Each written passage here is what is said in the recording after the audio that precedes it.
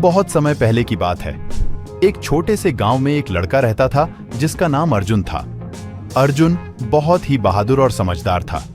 उसकी माँ उसे हमेशा कहानियां सुनाया करती थी।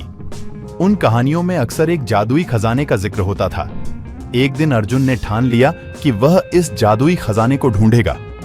उसने अपनी माँ से विदा ली और जंगल की ओर चल पड़ा। जंगल बहुत घना और डरावना था, पर अर्जुन ने हिम्मत नहीं हारी।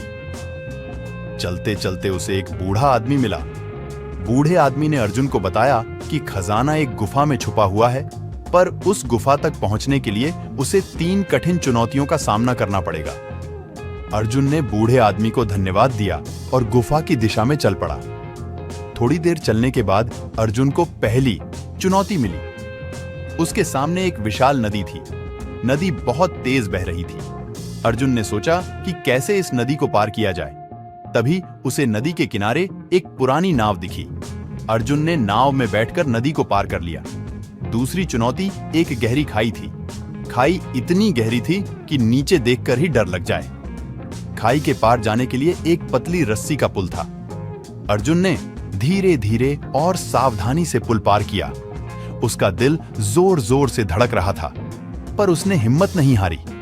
तीसरी और सबसे कठिन चुनौती थी एक भयंकर ड्रैगन। ड्रैगन खजाने की रक्षा कर रहा था। अर्जुन ने अपनी तलवार निकाली और ड्रैगन से मुकाबला किया।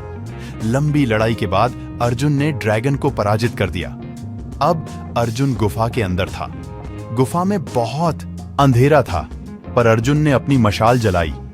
गुफा के अंदर उसे एक चमचमाता हुआ खजाना दिखा। अर्जुन ने खजाना खोला और देखा कि उसमें सिर्फ सोने और चांदी के सिक्के नहीं थे, बल्कि एक पुरानी किताब भी थी। उसने किताब को खोला और पढ़ा।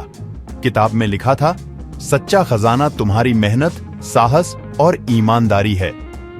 अर्जुन ने समझ लिया कि असली खजाना उसकी खुद की यात्रा और सीख थी। वह खजाने को छोड़कर किताब को साथ ले आया। गांव में लौटने पर उसने सभी को अपनी कहानी सुनाई और किताब में लिखी बातें बताईं। गांव के लोग बहुत प्रभावित हुए और अर्जुन की सराहना की। और इस तरह अर्जुन ने न सिर्फ एक जादुई खजाने की खोज की, बल्कि जीवन के सच्चे मूल्यों को भी समझा।